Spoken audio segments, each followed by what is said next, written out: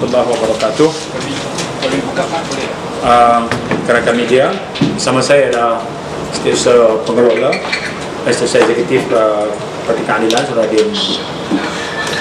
dan juga timbalan saya Saudari Syarifah Syahidah. Ada dua perkara dalam sidang media saya hari ini. Saya nak ucapkan dulu terima kasih atas sokongan berterusan rakan media memberikan liputan terhadap proses pemilihan parti yang masuk di fasa yang kedua sekarang, iaitu Majlis Pimpinan Pusat yang kepimpinannya akan dipilih melalui undi sulit mulai 29 Oktober berakhir 21 November, diikuti dengan Kongres Tahunan, Kongres Nasional Parti Keadilan yang akan diadakan di Dewan Majlis Bandaran Petaling Jaya pada 26 hingga 28 November. Dua perkara untuk makluman ini ialah, pertama, hari penerimaan pencalonan.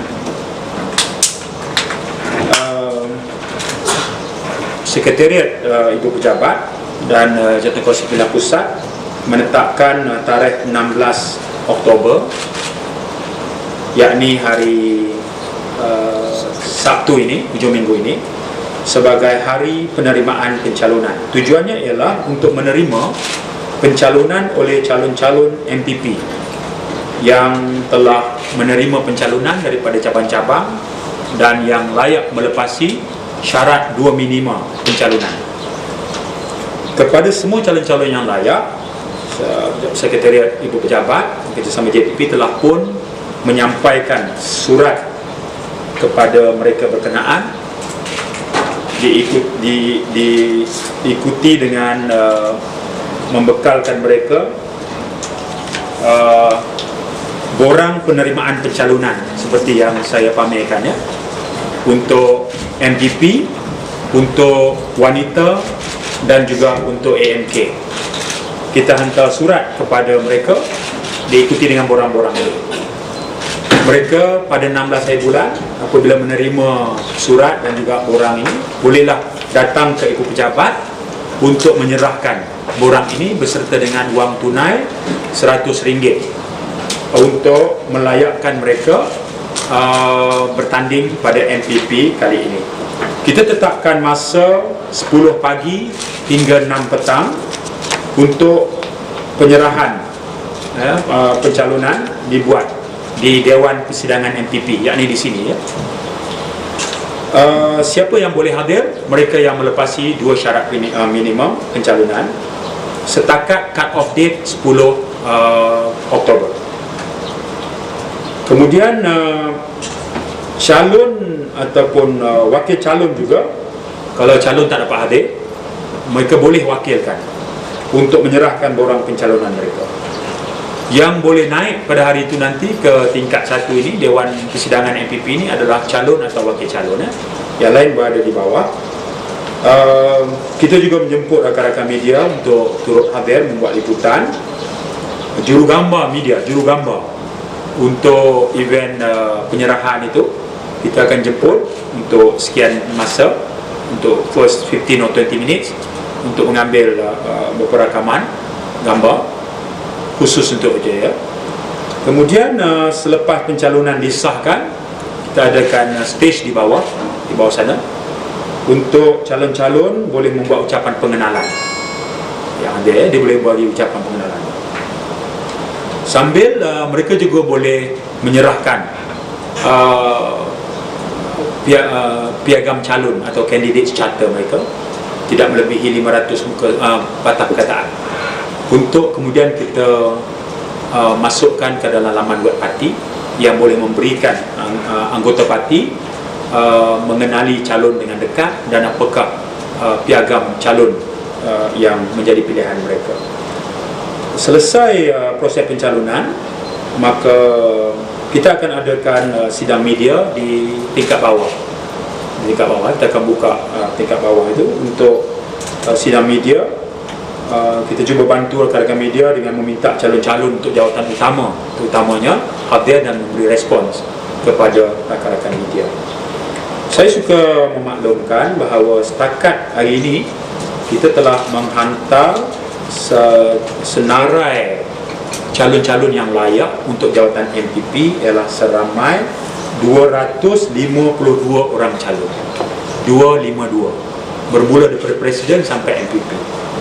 Manakala untuk calon-calon yang layak bagi jawatan AMK Angkatan Muda ialah 183 orang. 183 manakala untuk wanita pula yang layak ialah 100 orang. Benar, 100 orang. Pada 16 hari bulan, angka ini tidak mungkin bertambah, berkurang ada. Jadi senarai akhir kita harap kita dapat terima hari itu. Kalau semua persiapan berjalan mengikut diatur, kita harap 16 hari bulan itu dapat. Jika tidak, kita akan bantu dengan sidang media khas memaklumkan senarai akhir yang telah sah diterima. Saya juga ingin berkongsi dengan rakan media tarikh-tarikh penting pemilihan MPP, ya, iaitu yang saya sebut tadi bermula 29 Oktober mula mengundi untuk cabang-cabang yang berkaitan, sehinggalah 21 November adalah tarikh akhir penerimaan. Kalau saya bacakan flow-nya ialah bermula dengan tarikh akhir MATC cabang. Tarikh itu adalah 3 Oktober 2010. Kemudian 10 Oktober adalah tarikh akhir penerimaan pencalonan MPP dari cabang. Saya akan berkongsi dengan rakan media 10 Oktober ini, ya, untuk menjawab beberapa kekeliruan yang berbangkit. 16 Oktober adalah event penerimaan pencalonan. Kita harap 17 Oktober, the next day, kita boleh keluarkan senarai calon sementara. Itu masih kita anggap senarai calon sementara sebab dia ada tempoh bantahan. Besok, Sabtu tu bila kita terima, kita ada 3 hari tempoh bantahan. Ya, anggota boleh saja membuat apa-apa bantahan berkaitan untuk diteliti. 24 Oktober adalah tarikh akhir senarai calon muktamad dikeluarkan oleh Ibu Pejabat, 24 Oktober. Kemudian 29 Oktober bermula pengundian, diikuti sehinggalah 21 November. 21 November adalah cabang yang terakhir yang akan mengundi. Dan berikutnya adalah Kongres Tahunan Keadilan pada 26, 27, 28. Ya, itu flow-nya, ya. Baik. Bahagian kedua ialah untuk menjelaskan bagaimana timbulnya sedikit kekeliruan berkaitan dari mana tarikh 10 Oktober itu dapat. Siapa yang keluarkan? Kenapa orang tak tahu? Betulkah ada manipulasi bagi menyekat calon-calon tertentu? Saya tidak hendak respon dari sudut politik ataupun sindiran atau innuendos atau serangan, dakwaan itu pula. Izinkan saya untuk memberikan penerangan berasaskan kepada fakta saja, ya. Apa yang telah Ibu Pejabat dan DPP keluarkan ialah kits pemilihan. Ini namanya kits pemilihan, ya. MATC semua sekali cabang sekretariat bekalkan kits pemilihan, ya. Kita panggil MATC kits.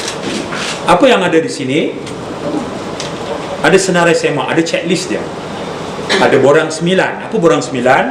Borang 9 ni borang yang kita mesti lengkapkan, borang ROS, supaya lesen pendaftaran kita tu selalu hidup. Ya, itu. Apa ada lagi? Kita ada notis mesyuarat. Notis mesyuarat. Kemudian kita ada kita panggil kerangka minit mesyuarat agung yang pimpinan cabang kena fill up saja. Dia tak payah balik type, dia fill up saja. Contohnya ucapan ketua cabang, kita tinggalkan 7-8 baris kosong, dia isi saja. Ya, ketua cabang hari ini mengalu-ngalukan perwakilan dan berharap itu ucapan dia isikan aja. Kemudian penyata tahunan yang lepas dia isikan juga. Ini mengandungi 11 perkara, termasuklah yang perkara yang akhir ialah borang pencalonan Majlis Pimpinan Pusat lampiran G. Borang kosong lah. Jadi bila selesai dia bermesyuarat, dia isikan saja borang itu, siapa presiden, siapa dan sebagainya, ya. Sebagai contoh, saya ambil di sini cabang Kepong, dia lengkapkan semua sekali dengan senarai pencalonan. Baik, item kedua di sini adalah notis mesyuarat. Apa makna notis? Ini adalah notis Setiausaha Agung 19 Julai. Notis mesyuarat yang saya hantar sekali, tetapi membawa kepada notis mesyuarat cabang, notis pemilihan cabang, notis pemilihan peringkat pusat dan kongres tahunan. Saya keluarkan satu notis terpakai untuk 3 event. Jadi saya tak payah keluar kongres nanti satu lagi notis. Okey, saya keluarkan sekali. Di mana tarikh 10 hari bulan itu tertera? Tarikh itu tertera pada item